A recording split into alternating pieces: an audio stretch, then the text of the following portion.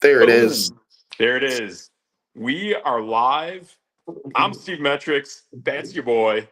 DJ Triggs. And we are here on week 13 of the NFL season, Triggs. And yeah, got some interesting movements going on in each of the conferences. And it looks like we got some showdowns coming up between your team and the other team in the NFC North, possibly for the overall one seed of the conference. I mean, sure. Yeah, the I think the it's other possible. team. The other team. I have been battling delusional Bear fans for quite some time. Um, they finally had a decent win against a team that's kind of just Beat up. like, all over the place, right? Yeah. Um, I thought going into Friday, I would have picked the Bears. If I would have had a little more time to bet on that game, I would have gone into that game on Friday betting the Bears. yeah. I mean, we will see how they handle the Packers and then the Browns and the Packers and the 49ers, and they have an uphill climb now. I mean, they barely squeaked out of Pittsburgh with a win, so I don't know. I'm Yeah, just here for it. yeah. I mean that's fair. I mean, I pretty much thought going into this final six that they would pretty much split, and that gets them into the playoffs. I mean, they're clearly going to be in the playoffs. They are a good enough team that they have the ability to win three of their net. Well, actually, it could be even worse. They could just win two of their next five, and that's good enough. At this rate, with how top heavy the NFC is, they'll get in. I, I don't think they're guaranteed. I don't know. I well, Dallas and Carolina, and well, Dallas and Carolina for sure will not win out, and they Let's play say each other as well. let's say they win only two of those games and Yep. they lose one of them to the Lions. They're only like the Lions are literally right on their tail. But the Um, Lions got what, 6 losses, 5 losses? five, Yeah, five. they're gonna. Detroit's gonna lose 2 more games. So like They're gonna I lose don't at know. Chicago. I'm thinking they beat Chicago. I don't know No, that the way they smashed Chicago 52-21 at the beginning of true. the season just kind of makes me go, okay, the But but Chicago. but the season changes and things change as you go along. Defenses improve, defenses get worse. Okay, The run game I of Chicago is fantastic. I'm with you, but Detroit plays the Cowboys. They could win that. They Oh, play they the ain't winning that Rams. right now. They play They that play the game Rams. tomorrow. They're losing. The Dallas is really solid. I mean, maybe. I, yeah, I've also seen that team lose to like the bottom of the league. So I don't know. But Like they're clicking. Dallas could be hit or miss, right? Let's see here, because they're horrible on the road. Like they're 2-4 on the road, and they're playing at Detroit. Yeah, So it's turf for both teams. I get you, but I mean they also lost to the Cardinals. So like Yeah, but I mean, like it's weird too. Like that was with a what wasn't that Dallas back when there was like no CD Lamb, and even George Pickens wasn't really like clicking on all 8 cylinders with Dak. Like that offense was like whacked. And then when they figured it out, once they got those guys and they got the what's his name, Jaleel that McLaughlin, like uh see that's when things started to click. this was a couple weeks ago, and CeeDee Lamb led them in receiving yards. So like Okay, just saying they so Detroit plays the Cowboys. Again, that's split. Cowboys are bad on the road. They play the Rams. Okay, that's one loss. But then they play the Steelers. That's a win. They play the Vikings. That's a win. that's a And then win. if they beat the Bears, that's another win. They may only lose one more game. They may only lose one more game, but they are sitting with how many losses? Six? Five. They're Five. sitting with five. Um, yeah, they are sitting with 5 losses. Yeah, it could very well come down to that final game between Chicago And and Detroit. and if we're both on the same page of the Packers beating the Bears, that's their 2 losses right there, and the Lions jump ahead of them. I wouldn't give 2 wins straight up to Green Bay. I would say right now I feel I confident in just said split. one. I said one. Just one Oh yeah, one yeah, loss yeah, to the Packers. exactly, They're still exactly. they would tie with the Lions, and the Lions would have 2 wins against the Bears, which put the Yes, Lions in front of them. yes, that can very well happen. So if Um, the Bears lose to the Packers and the Lions, the Bears are not in the playoffs. oh yeah, if they lose both games to Green Bay, No. yes, Just one. Just one to the Green Bay. That puts them at 4 losses, and right, one to the Lions puts them at 5 losses. The Lions have beaten them twice. The right. Bears are out the playoffs. I think still wouldn't Chicago still get a wild card because No, there's the a bunch of wild card, 6 loss teams the, back the there. wild cards would be Detroit, and San Francisco's already won 9 games. Yeah, San Francisco's got 9 games. So San Francisco's 9-4 as Seattle's well. 9-3, and the Yep. Rams are 9-3. So Yeah. they literally, unless all of those teams lose 2 games, Right. the Bears are out. Yeah. Yeah. I mean, it's crazy top heavy at the top of the NFC. Yeah. Like Actually, I mean, it's completely loaded from top to bottom. I mean, it is. uh, only team to lose more than 5 games is the Buccaneers, Right. and like everyone else is at 4 or less. Yeah, I think that's why it's pretty feasible that you're really only going to get one team out of the East and one team out of the South, and then Yep, you're going to get some combination of 5 teams between the North and the West. and I mean, literally, like I just spelled out, if the Bears lose 2 games, they are out. But it has to be that Detroit game. And I mean, yeah, it has to be the Detroit game, but Yeah, that could be easy. yeah, it could definitely be that. Um, I still I'll be honest I don't see it happening. I think the game that they really needed to make sure that they have enough juice to cross that finish line was that Philadelphia game, and they got that game. And Philadelphia is definitely beat up right now. Um, I don't know how long they're waiting on certain defensive players to come back. I think it was Lane Johnson was the guy that got beat up from the Dallas game. There's a lot of beat up pieces on Philly right now, and I don't know. Part of me even thinks that there's still something going on with Saquon. Um, the juke that Saquon has, his moves just aren't as crisp as what they used to be going into last season. To be honest, I've seen a little bit better moves out of Tank Bigsby. I do like the way they are throwing the ball though. Between Jalen Hurts, AJ Brown, and what's his name, the other guy, Devonta Devontae Smith. Smith. Yep. Yeah, like I do like the way they are throwing the ball. Dallas Goddard looks solid. My only gripe against Jalen Hurts that I still see is he still doesn't figure out that slot game. Like he still, the only action in the slot is pretty much Goddard. Other than that, it's pretty one dimensional. Like he's going to one of those 2 guys outside or Goddard. And if it's not any of that, then they're running the football somehow, some way. So yeah, I mean, unless they really fall off the deep end like they did 2 years ago and they almost fell out of the playoffs, I still see Philly being in this. Um, Well, yeah, but Philly's automatic. I mean, they literally have to lose 3 games, and Dallas has to win 3 games before they even have a chance of being out. oh yeah, Um, yeah, it's Washington and the Giants are at the bottom, so the they're only done. team that can catch them. Well, Washington's technically not done yet, but the Giants are eliminated.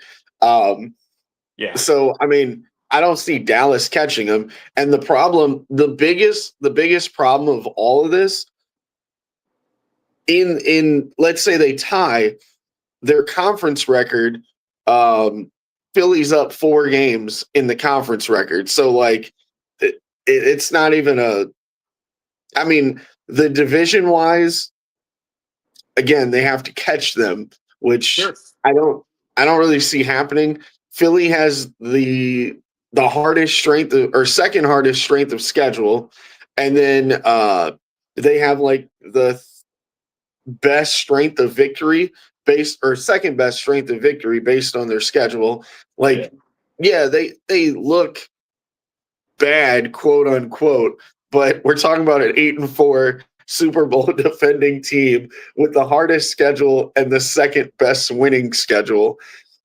When Yes. we talk about Chicago, Chicago's 1-2 in their own division, and then their strength of schedule is uh dead last Yeah. in the NFC, and their Yep. strength of victory is the third worst or Yep. fourth worst. They're down there with Dallas and the Washington Commanders. So Yep. like even their wins don't matter. Like they've beaten the worst teams, which more power Oh, to them. yeah. Them in And San Francisco and New they've had England. these they've had these close games, but look at Minnesota last year. Minnesota won every close game ever. They had this great record, and then they got to the playoffs and got boat raced. Trucked. Yeah. And literally everyone goes, "Well, Sam Darnold," and it. No, no, it's fine. Sometimes you just win these close games, and other times you don't. But I think Bears fans and supporters are getting a little ahead of the game. I mean, look at this. So they lost to the Vikings. They got beat up by the Lions. They beat that Dallas team early in the season. Great. The Raiders, they won by one. The Commanders, they won by one. The Saints, they beat them by 12. Then they lost to a Ravens team without Lamar. They beat the Bengals by 5. They beat the Giants by 4. They beat the Vikings by 2. They beat the Steelers by 3. Like The every single victories one of aren't the these games, greatest. yeah, I Yeah. I could see them losing to the Packers and then the Browns because the Browns are on fire, quote unquote. No, no. The Browns are rough, man. They Hey, are a rough team, man. they I can can be definitely tell rough, you that. but they might actually still win a game here and there. Who They knows? will. Shador They will. might be the man. Yeah, I mean, I know he got a little beat up and then came out of the game and then came back into the game. I know Jerry Judy got really pissed off at him for something. If it's the play that I think it was, because of all the games I was actually watching that 49ers Browns game, there weren't too many great games on this past Sunday. Right. So I figured, you know what, this is kind of cool. So I saw that. But I don't know. The throw that I think Jerry Judy is upset about, to be honest, I think Jerry Judy kind of gave up on the route. And I thought Shadur threw a pretty good ball. And if you're going to screw up a throw, you should rather overthrow someone than underthrow them. Hmm. And that's pretty much what he did in the moment. So I can't really fault him for that. I think if you got that kind of back and forth between your receiver and your quarterback, I think that can actually turn into a good thing because Right. these two guys are looking to work with each other and trying to figure it out. Yeah. So I actually like seeing that. So it's possible, and the thing is too, when I look at the Browns, the Raiders, the Giants, if those three teams figure it out at quarterback, they have pretty solid teams built across the rest of the board. You figure that Yeah. out, you should be able to compete in every game beyond that. I So mean, I do think with you, like Cleveland could steal a game from somebody at some point. it, so if I just gave you stats based off of this game, right? So the score says 26-8, but total plays 64-60. Total yards 252, 253. Total drives 11 for San Francisco, 9 for Cleveland. Yards per play 3.9, 4.2. Yeah. Like they literally were the exact same team except um the Cleveland Browns were 0 for 4 on fourth down and they were 3 for 11 on third down. Yeah. Like It's they outrushed them. Their passing was pretty much the same, 16 Yep. of 30, 17 of 26. Yep. Like, then they had the 2 turnovers, and that wasn't the quarterback.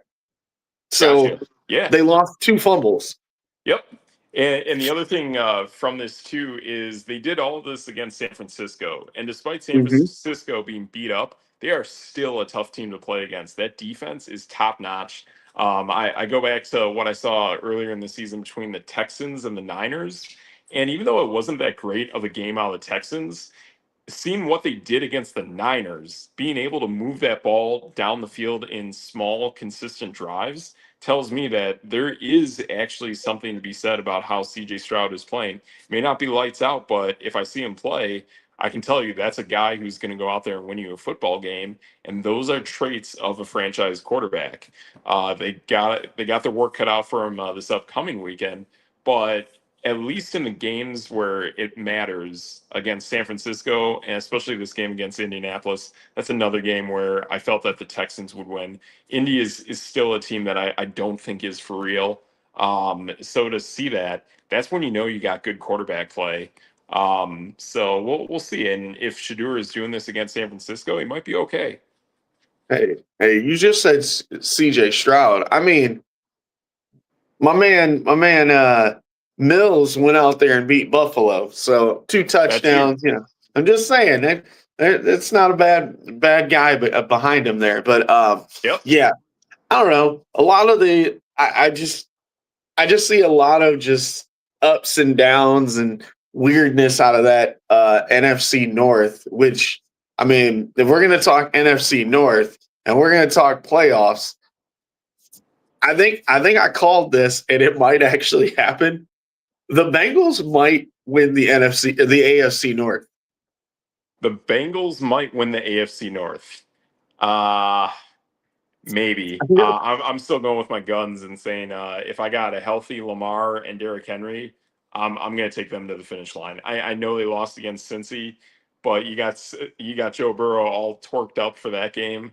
I can see where it's going to happen, but Cincinnati, I think if they lose what maybe one more game, they're pretty much done.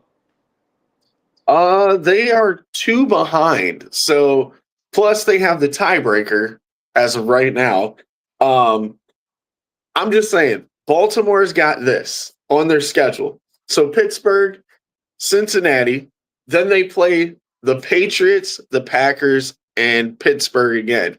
So, I mean, even if they lose 2 of those games, Cincinnati's right on their behind. Cincinnati plays Buffalo, which Buffalo, I mean, I've literally watched them lose to the bottom of the league. Yeah, So who knows? Uh, then they have the Ravens, obviously, the Dolphins, the Cardinals, and the Browns. Like, Cincinnati could win out. absolutely. And, They could win out. and at the very least, they I think lose though one too game. that Miami game is going to be tricky They because could. Miami is a team that I think could also win out. They could win Yeah. out almost all of their games the rest of the way. I think the Tampa Bay game is going to be a little tricky. Sometimes when these Florida teams meet, it's like the more consistent traditional franchise usually comes out on top, and that's usually the Buccaneers from what I've seen. So I honestly see that happening. When you rattled off those Ravens games, I think there were 5 games there. I think 4 out of those 5 games they could win. I'll be honest too, and I think is one of those against Green Bay. As I say, you think they can beat Green Bay and the Patriots? Oh, definitely the Patriots. Okay. Yeah, the Patriots haven't really played anyone legit. It's, I mean, it's nice seeing them play, but they're going to start hitting a real reality check towards the end of the season, to be honest. And if you see a Lamar Jackson who you're not used to, or if Green Bay sees Lamar and Derrick Henry, that ain't going to go well. I'll be honest. Like things like that. Cincinnati, if they got I still think you give them one more game against Cincinnati. I don't think Lightning's going to strike twice. Like Joe Burrow is great and all, but you're going to learn from those mistakes. And Baltimore is a very well run franchise. They're going to figure that out. They have a great head coach. Their head coach is much better than Zach Taylor. Joe Burrow, yes, I think he is the best quarterback in the entire game. But I think I'd put Lamar Jackson right behind him, to be honest. So you got the top two quarterbacks in the league. You got Derrick Henry, who's just a monster. Um, yeah, I think that's a get right game. That's a game where Baltimore is going to have that game just noted on their schedule. They're going to look at it and say, "Hey, this is a game we have to come back and win." What was there a Cleveland game in there as well? There was a Yeah, Cleveland. yeah. They can't lose that. I mean, is it possible? And could this be one of those oddball Cleveland games? Yeah, definitely. Cleveland won against Lamar Jackson last season, I believe, And and Derrick two Henry. Pittsburgh Steeler games. Yeah, in two Pittsburgh Steeler games. Yeah, I'm going to say right now, whether it's Mason Rudolph or Aaron Rodgers, I don't think Pittsburgh's going to make the playoffs. I really don't. I think they're Not going to fall anymore. flat. Yeah, I think I, I'd I give think both that those games to Baltimore. the bang up of Aaron Rodgers, and I know that sounds strange, but he was kind of doing his thing and keeping them afloat. And Yep. then all of a sudden, those last 2 to 3 games have just been like, I think he broke his uh left Left, something or other. Like, left hand. yeah, Yeah. it just sounds like, oh man, here we go. Like they had their Yep. shot and it's over. Give it to Yeah. Cincinnati now. Right. It's what I thought would happen with Rodgers did happen. I thought he'd go about halfway through the season and break down. That's where we're at. So you take him out, you put in Mason Rudolph. I'll be honest, I think I got a little more hope out of the kid from Ohio State. I think I'd rather give that guy a run. But I mean, I do like how they work their running backs. I saw Darnell Washington play the other night. Oh my gosh, he's Yeah. becoming a true monster now. So I really like seeing what you got happening from him. So he's pretty cool. But yeah, the way I see this really shaking out is I really see uh, Baltimore. I think this upcoming weekend, I think the Chiefs get right at home against the Texans. They win that game. They start to put themselves a little bit closer. I still thought Kansas City would finish this season basically around the 7 seed. So I think Baltimore and Kansas City are going to find their way in.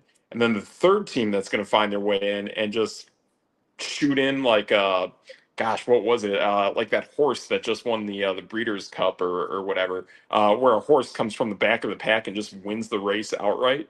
I think it's going to be the Miami Dolphins. I think they're going to lose maybe one more game the rest of the way. Now that since he's got Burrow back, that can kind of change things. But what if since he gets eliminated from playoff contention, are they still going to play Burrow? I don't think that.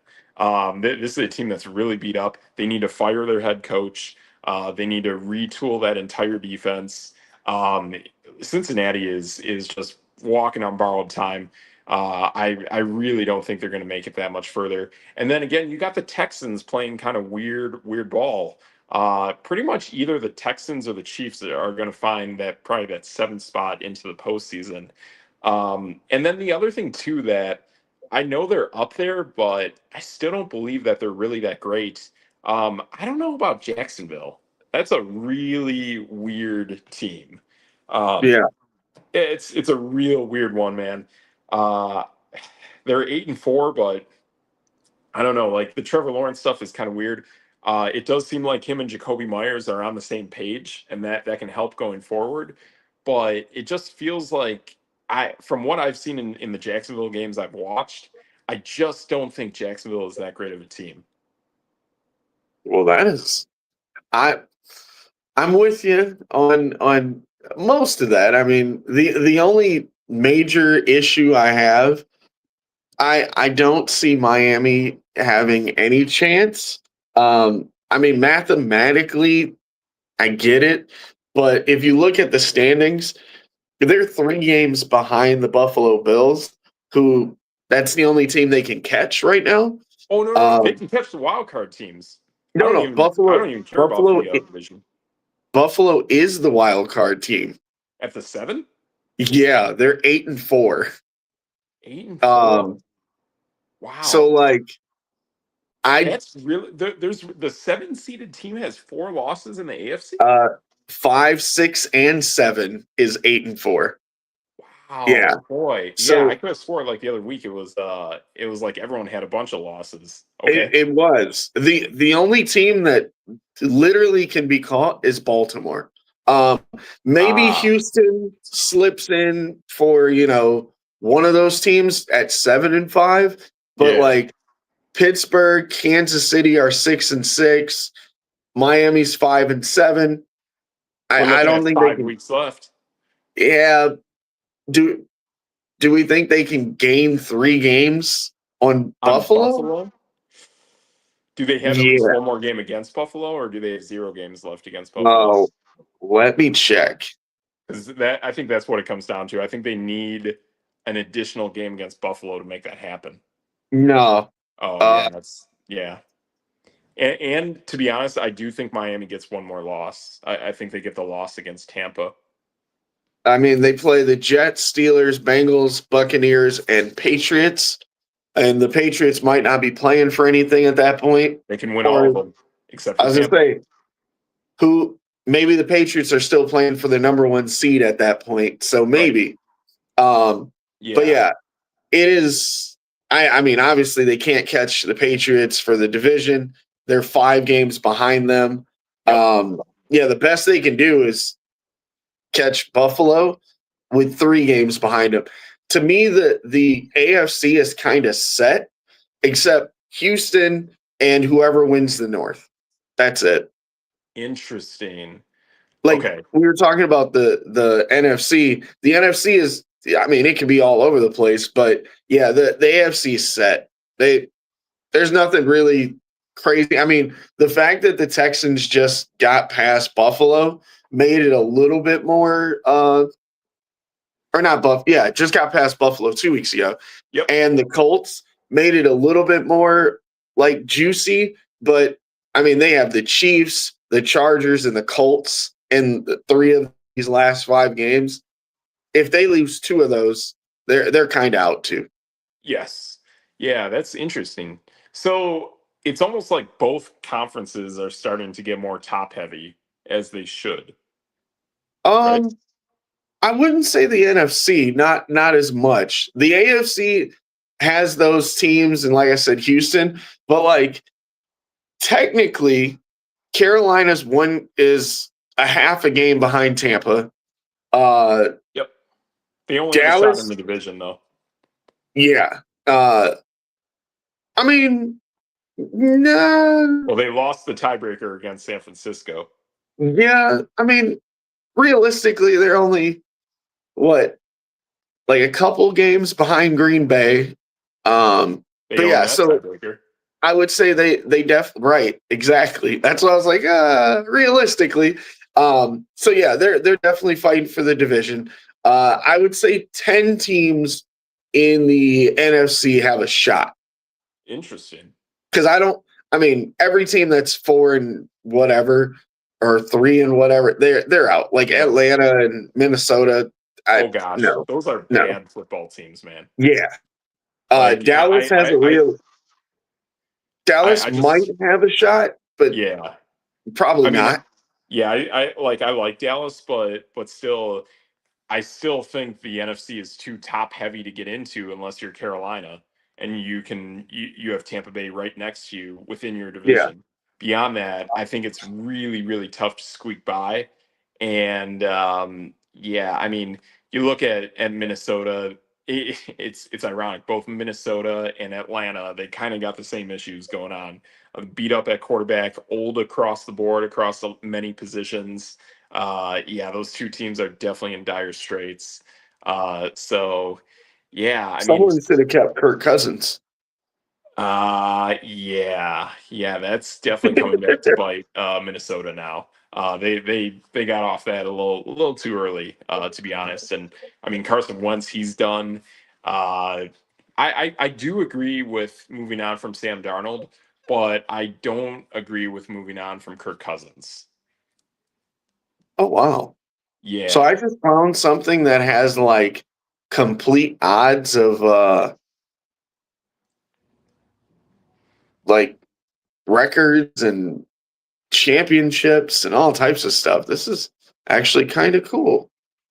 Mhm. The Bears have a 90% chance based on this tracker that I've seen of being in the first round, and I don't believe that, so I'm gonna skip that. Hmm. Yeah, I mean, I do I do firmly believe that they will. I mean, part of me still says like has a weird feeling that the last game of the season between Chicago and Detroit is going to mean a lot, and I think that can happen. But part of me does think that they're really not going to lose 3 games as well. That's it's kind of the weird thing with it, and the thing is true of anyone in the NFC right now. Them, Green Bay, and Chicago are sorry, them, Green Bay, and Dallas are clearly playing the best football in the league. I'd put LA up there as long as Stafford isn't throwing pick sixes. But you can tell how dependent LA is on Stafford. I mean, he's flat out going out there for MVP. I mean, it's Yeah, all gas, no brakes this year for the Rams. And when you watch the Rams, they do look like the most polished, perfect team in the NFL. But a lot of their games, they're playing on turf. They look good. It's kind of a track meet. I still think when games get gritty, I think that's going to kind of fall apart. And I like Devonte Adams a lot. I think he's awesome. I just don't think it's going to go as easy for him in the postseason as it will the regular season. But if he does get to the goal line, Devonte is flat out unguardable. That's exactly what we're seeing with Stafford right now. The connection that he has with Stafford is identical to what it was with Aaron in his heydays. yeah. So I'm looking at a playoff tracker from NFL.com. So this is legitimate. There is only one team in the top 7 that is less than 60% in the playoffs, and that's the Bears. So like Interesting. uh there's quite a few teams that are 90 and above, Yeah. and yeah, so that's the Eagles and the Rams. Yeah. Oh, and the Seahawks. Sorry. Right. And the thing is too, I mean, yeah, like I like seeing Chicago play, but if I'm looking at the NFC, the top 3 quarterbacks in the NFC to me, just from watching games, have to be Matt Stafford, Dak Prescott, and Jordan Love, in pretty much whatever order you want to play with there. The thing with Jordan Love is he's got receivers that I mean he nails them in the chest and they drop a football like I can't explain Hey, that. not on Thanksgiving. Not on Thanksgiving, Dontavian I'll tell you Wicks that. he was Yeah. locking up everything, and I was like, He, wow, all Yeah, right. yeah, it was definitely great to see. I mean, that's the only concern, but it's usually one that teams can figure out and they can get it right, and it matters. It happens when it matters most. And Chicago's got a guy who drops a ton of passes in Olamide Zaccheaus. Yeah, That's kind of a scary thing there. That if you're a Bears fan, you got that. The other thing too with the Bears that I think is going to change and is going to right the ship. You've had a lot of weeks lately where, for whatever reason, there's just no Roma Dunze going on. And I think at some point that's going to flip. That is Caleb's number one guy. Rome is more of a kind of a pure route runner, kind of plays it like a Devontae Adams plays. You got DJ Moore who plays kind of more gadgety kind of plays out of the backfield. That's even what he was doing before Rome showed up in Chicago. So you got that. I like again, I do think that they're gonna figure it out, but I wouldn't put this past them. They could definitely lose both those games to Green Bay. And I'm telling you, I know people want to say a lot about Miles Garrett. There's some other defensive players in the league that are great, but I'm telling you, there is not a single defensive player in the league that has the speed that Micah Parsons has. I mean, yeah, it's like watching Justin Jefferson out there. It's pure speed. And he is so fast that you can tell guys compensate for their lack of speed by tackling guys with their shoulders. he's so fast that he tackles people immediately with his chest, because if he hits a player with his chest, he can never be penalized ever. Yep. Yeah. There was a sack that he had in this game where, I mean, he came off the edge, or no, he came out of the middle. Um, Nowhere. he was lined up right behind the defensive tackle, Yep. did a move to the right side of the line, Yep. came back in, and then went and just like ran over Goff. And I'm like, wow. I Yeah. There was no time for any reaction. It was just, Nothing. how fast did he get in there? And Yes. once Green Bay was up, you saw the Micah Parsons that everyone wants to see on every play. It was like, Yes. pin your ears back and just go. Yes. And the other thing too that I think about, and I thought about this at the beginning of the year, where I wanted to possibly bet a different team to win the NFC North. The moment Micah went to the North in Green Bay, it was all those other teams went, oh crap, this is not Yep. going to be as easy as we once thought it would be. And now, I mean, I think Green Bay could definitely take both those games against Chicago. I mean, is it probably going to be split? Probably.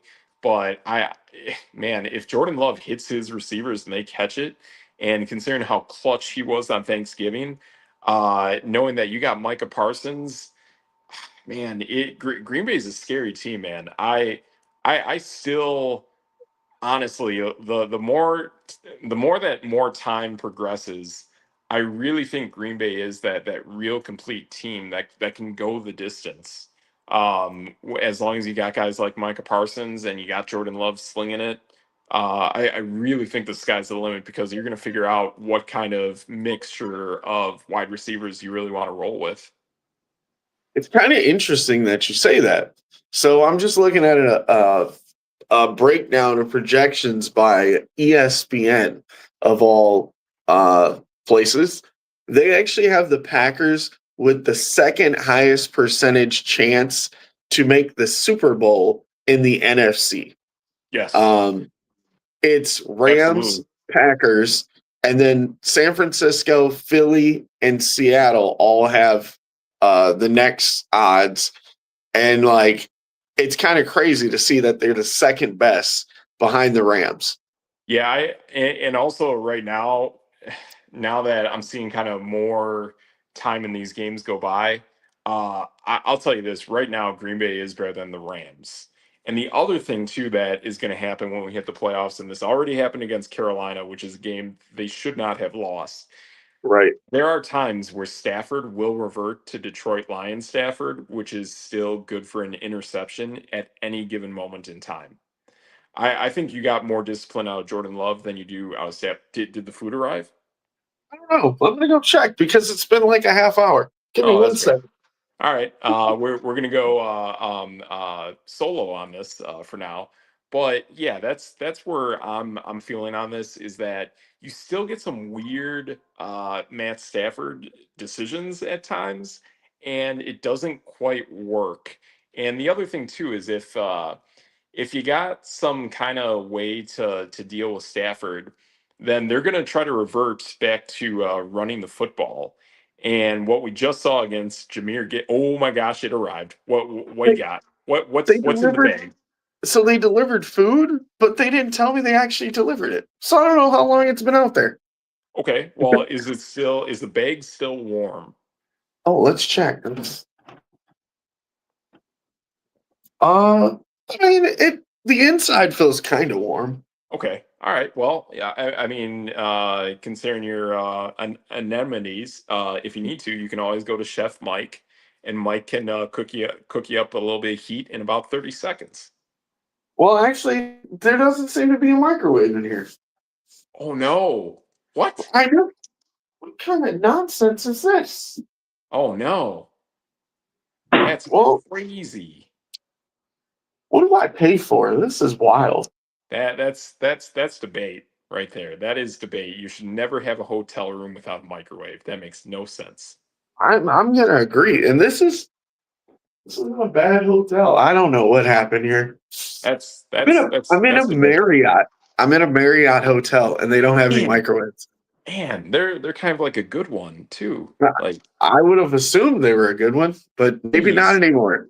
Oh man, that's debate. Yeah, no shout out to that hotel establishment. That's no bueno. That's like throwing a pick six to the Carolina Panthers. Just don't do that. Oof, Yeah. oof, So rough. so yeah, I'm just saying if it goes LA against Green Bay, I think that's a bad LA matchup. However, if LA plays against Philly, that's a great matchup. Yep, Just somehow that's just the way the cookie crumbles.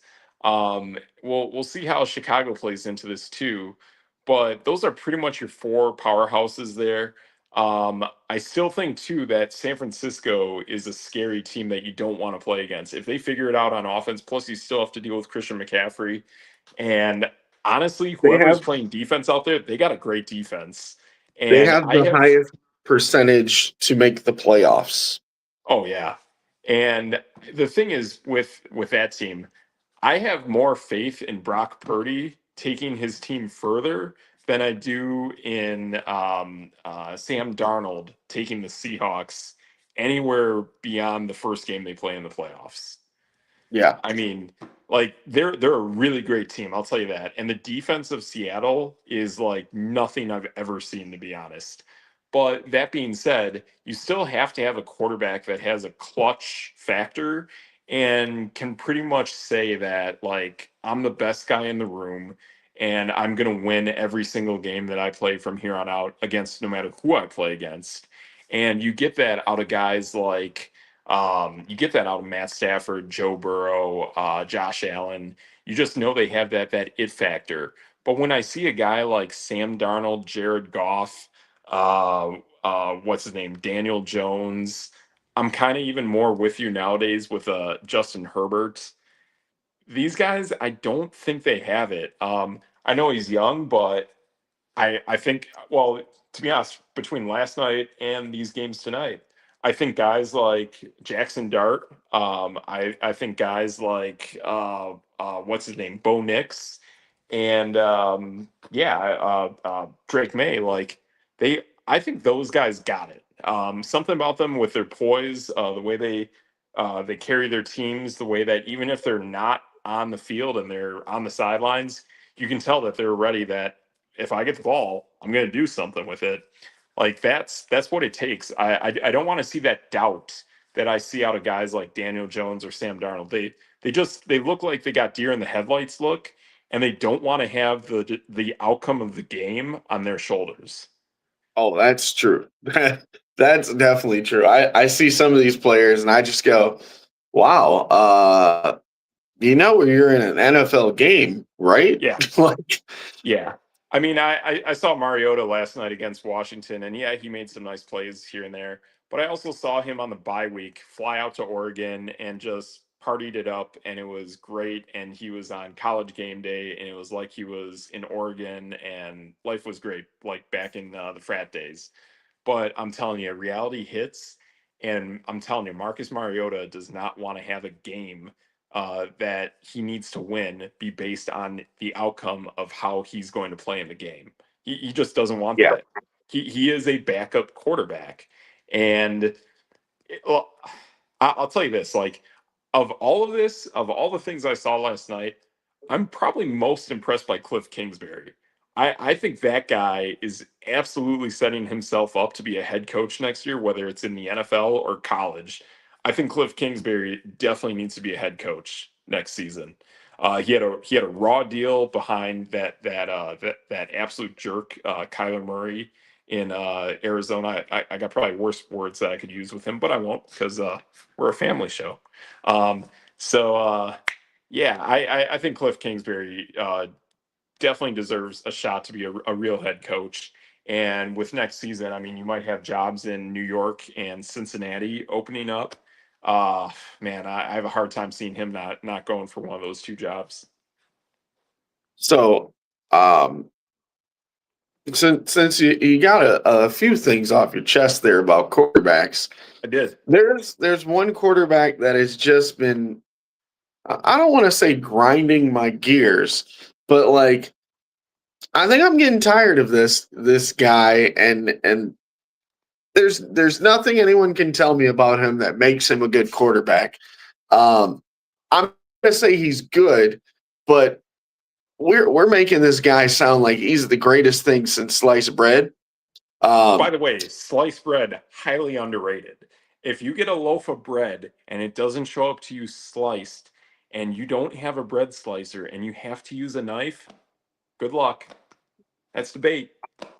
Well, no, that's That's no no debate. debate. That's no That's debate. completely you Yeah. can't debate that. Yeah. But I can debate Sliced this bread. all day. If I tell you this guy, all right, I'm just gonna give you some blind numbers here. I like it. He is I ninth. won't look. I won't look. He's ninth in yardage, right? Okay. Okay, that's not bad, right? Is He's this throwing the football or running? yep, throwing the football. Okay. He's 11th in touchdowns, Okay. and he is tied for the bottom four in interceptions. Would you tell me Hmm. that's an MVP? No. He has thrown 10 interceptions. He's down there with Joe Flacco, Sam Darnold, Justin Herbert, and JJ McCarthy. The only people to throw more than him are Trevor Lawrence, Tua, and your boy Gino. Is this Sam Darnold? No, no, Is this Sam Darnold he Is is this Daniel tied with Jones? no, not even close. Oh. Oh wow. 10 He is interceptions. he is tied with Joe Flacco, Sam Darnold, Justin Herbert, and JJ McCarthy. Is this Trevor Lawrence? No, the only guys to throw more than him are Trevor Lawrence, Tua, and Gino. Uh-oh. Is this Dak Prescott? Uh-uh. I'll give you one Interesting. more guess. One more guess. Okay. But he is a quote unquote MVP candidate. Oh, I know who it is. Josh Allen. It is Josh Allen. Yeah, How Josh Allen shouldn't have even been MVP last season.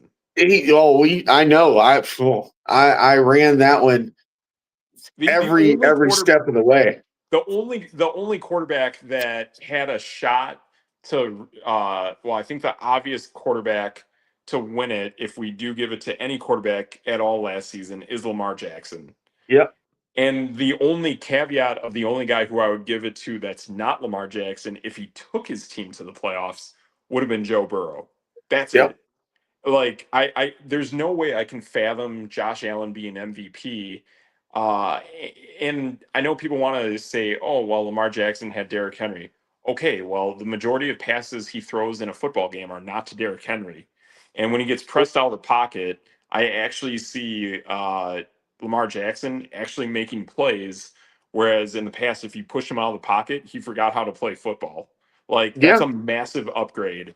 And I still say right now, I mean, if he's out there playing, Lamar Jackson is the greatest regular season quarterback you can get. I So yeah, I'm with you. can't even Josh argue Allen with is you. not MVP last year or this year. Not even close. Now here's the insane part to me, right? This guy gets like all types of, oh, well, he's a dual threat quarterback. And I go, in what world is Josh Allen a dual threat quarterback? Oh yeah, but here's the thing though, DJ Triggs, he has the most rushing touchdowns of any quarterback ever.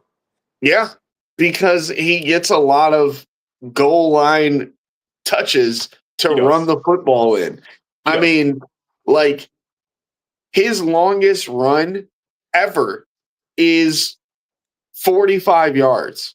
Yeah, and that's the thing is like he's not really a dual threat quarterback. He's just a guy with a massive body and Yeah. is somewhat able to do it. Like it's like he has more running ability than Ben Roethlisberger, but he has the size of Ben Roethlisberger. And it's kind of Cam Newton-ish in a way too, where Cam Newton was the same way, where that guy just had a monster build, but wasn't going to kill you with his legs. But when it came to fourth and short or goal line stands, they're going to find their way into the end zone. Like that's just the way it's going to work. So yeah, Yeah. Josh Allen isn't a crazy dual threat quarterback, but like he can. Here's the thing, like I don't think he's an MVP, but is he a guy who can definitely take a team the distance to win it all? Yeah, he can do that. I can see him doing that. It's just that he's also in the toughest conference to make that possible. But he definitely has that ability, and I'm not saying he has to ever even be an MVP ever again for the rest of his career. But if he just plays with that high octane ability, he can definitely win any given game if they're in the playoffs. But especially right now, that's a big if. So I mean, like he and Cam Newton are kind of the same person. Yes, absolutely. Like their stats are pretty similar. Their QBRs. Josh Allen's a little better in that instance. They obviously had about the exact same rushing touchdowns. Yeah, Like, but Josh people Allen's they in a better franchise too than Newton was. and that's what I was gonna say next. So Yeah, Cam Newton started off with 20-9. Josh Allen, or I'm sorry, Josh Allen started off with 20-9. yeah, Cam Newton was at 21-17. yep, Or actually, Josh Allen started at 10-12. Sorry, 20-9, then yep. 37-10. Well, Cam Newton's up here at 35-10. Like there, Josh Allen has thrown double-digit interceptions every single year of his career except two. Yeah. So when you see stuff like that, that's where you got to be concerned and you got to make sure that your guy doesn't. I almost anyone I bring this name up to thinks that this guy's great and almost deserves a bust in Canton. But I will vehemently disagree with that, and especially because his predecessor to me is just miles beyond better than him, even though he was there for a less amount of time. I can never put Philip Rivers in the statement of a good quarterback. He was an okay quarterback and did okay I'm for the with you. Chargers. I'm with And you. that's the thing is like when you get to be like that, and if Josh Allen gets to the point where he has these good football teams and he doesn't take them the distance, he will become Philip Rivers. That's something Yeah. that we have to be cautious about. So it matters. And the thing is too, we are in the early stages of Josh Allen being an elite quarterback when he has made that I don't know, he's made that happen. So to be honest with Josh Allen, that's happened in probably about the last 3 years. The first 3 years kind of seems like he was kind of figuring it out. I liked him. I like seeing the guy out of Wyoming. I actually caught a Wyoming game here and there. And I was like, man, this team sucks, but that guy can chuck it. So like there was something cool about that. So I was hoping that at some point he would kind of get his shot in the NFL, and he did. Um, but the great thing that you bring up between Cam Newton and Josh Allen is Josh Allen has been in Buffalo his entire career, and he's been behind a great defense his entire career, and that's going to help you in a lot of games. The thing is, though, that I give Josh Allen the benefit of the doubt is that minus Devin Singletary kind of being at the end of his days in Buffalo, they've never really had a good running back up until James Cook showed up. So Josh Allen's been putting a ton of that offense on his arms and making that happen. With Cook there, that kind of changes things. They got some other weird things going on with that defense. And they also got some weird stuff going on offensively with the wideouts. But when you got a guy as good as Josh Allen or a guy that's as good as Patrick Mahomes and you're having problems at wide receiver, I think it really reflects that you actually have problems at quarterback, and that has to be figured out. So, yeah, and the thing is too, like Josh Allen had 6 touchdowns against who knows whatever that team was, but then the week after that, he completely laid a turd. So Oh yeah. tells me there's something about Josh Allen that isn't quite right, and he's good for one or two of these every single season. And if you lay a turd, you're not the MVP. You're not. I mean, that's basically. I mean, even in the six touchdown game, he threw two interceptions. Can't So do like, that. Can't do that I and mean, be MVP. and then the next week, 0 touchdowns, 2 interceptions, and they lost. So Yeah, like to me, it's he blows out, and this is gonna sound familiar. He blows out the bad teams, and the good teams, not so much. Um, right. like the Baltimore game at the beginning of the season. Well, they would have lost that with if oh man, why am I thinking of the wrong Was tight end in Baltimore? yeah. Isaiah Likely was hurt. Yeah, drop the ball. Yep. That wide open, just drop the ball in the end zone. Um, so he gets 0 touchdowns against the Jets. Makes no sense to me. He blows out Miami, throws 3 touchdowns. He plays New Orleans, 3 touchdowns. New England throws an interception, they lose. Atlanta throws 2 interceptions, they lose. He runs up the score on Carolina. He runs up the score, or he has a good game against Kansas City. Also, He that's throws his coach's former team in Carolina that he wants to kind of show him up. throws an interception against Miami, they lose. Throws 2 interceptions against Tampa, they win. Throws 2 interceptions against Houston, they lose. Then they beat Pittsburgh, and he throws an interception in that game. I mean, it. Yeah, he got away with one in Baltimore, and he beat Kansas City. Great. He had a And the great game in Kansas City, but yeah, and every other game is an interception. in the Pittsburgh game, you could just tell, okay, I have Josh Allen, and you have a team that pretty much didn't have anybody at quarterback. That's the Yep. game that Aaron Rodgers got hurt, and boy, is Mason Rudolph not a good quarterback. Yeah. So if you have nothing at quarterback and the other team has Josh Allen, as long as there's more than one quarter of football to play, the team with Josh Allen is going to win the game somehow. Somehow, some way, they're going to win the game. Yeah. So yeah, I mean that's kind of some ugly stuff going on there with that. But yeah, it's like Josh Allen can win out the gritty game. But the other thing too is you pointed out, and I even forgot about this, even though I got Drake May and a friend from the Patriots on my fantasy team. Drake May and friends beat the Buffalo Bills. That's a big win, and that's a Mhm. deciding win too that they won that game. So Yeah. yeah, and I don't know, like this is where it gets interesting. It is yeah, there's there's 5 weeks to play if you're the Buffalo Bills, and you are still 3 games ahead of Miami.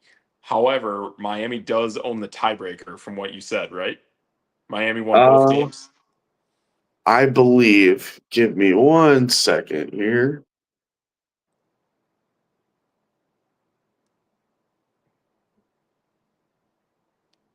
Oh my Yeah. gosh, why are my fingers not working? Oh no. They're Yeah, I slightly guess. working. Okay. All right. So no, Miami lost to Buffalo.